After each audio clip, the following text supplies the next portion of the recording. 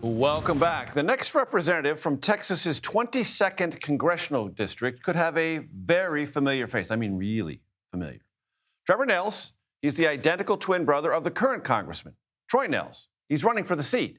And if he succeeds, it would mark the first time in our history that a member of Congress is succeeded in their office by their identical twin.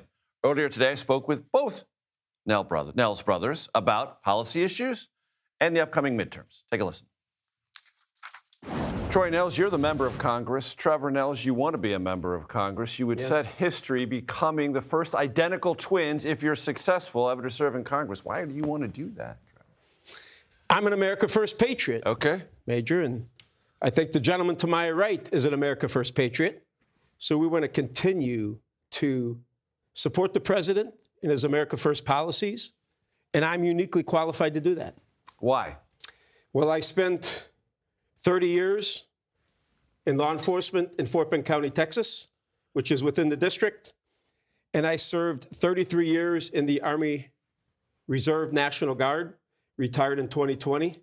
And I think I'm going to take that experience that I have, being a civil servant, both at the municipal and county levels, and I'm going to take that experience to the federal level. Congressman, you were involved this afternoon, or this morning rather, the House rule vote held open for an hour. You were one of the last ones to decide what was going on. Just having a casual conversation with leadership and stuff, but I voted yes. I support the president and what was the issue? his agenda. Well, there's issues up here all the time, but I will say that we have a strong speaker. We have a strong leadership team.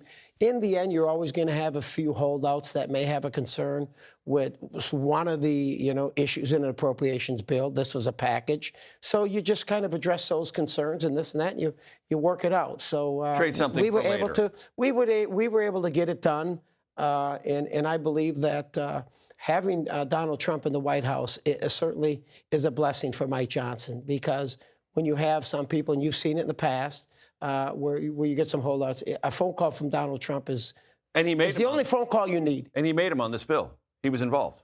Well, I don't know. I didn't have to talk to him. No, you about don't. This. He doesn't need to call you. He doesn't have to call me, because the president knows I'm not going to. I'm not going to get into the. I'm not going to get in the way.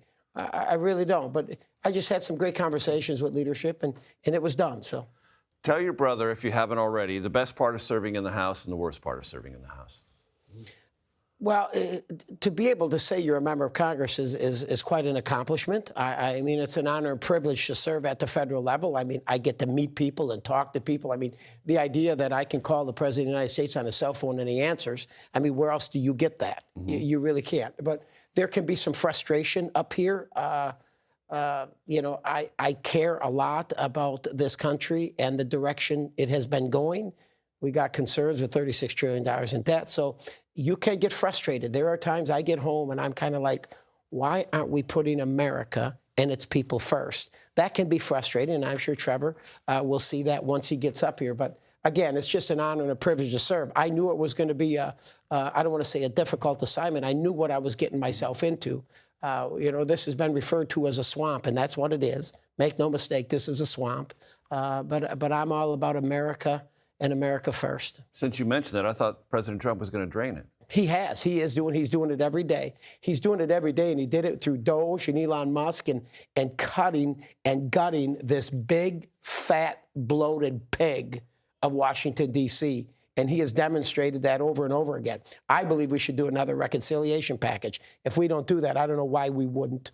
You mentioned the frustration. So far this year, 49 members of the House not seeking re-election. 22 are retiring. Others are going on to other runs. 6 members of the Republican Texas delegation not seeking re-election. What's that all about? Those are pretty high numbers. Well, when you've been up here for 20 years, I mean, Mike McCall's been up here for a couple decades. And he's had 2 chairmanships, right? Where's he going to go?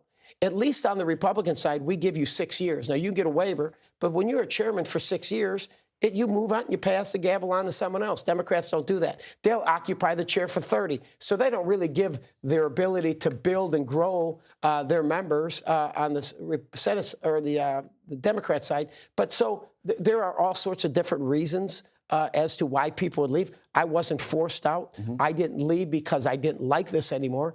I just felt it was my time.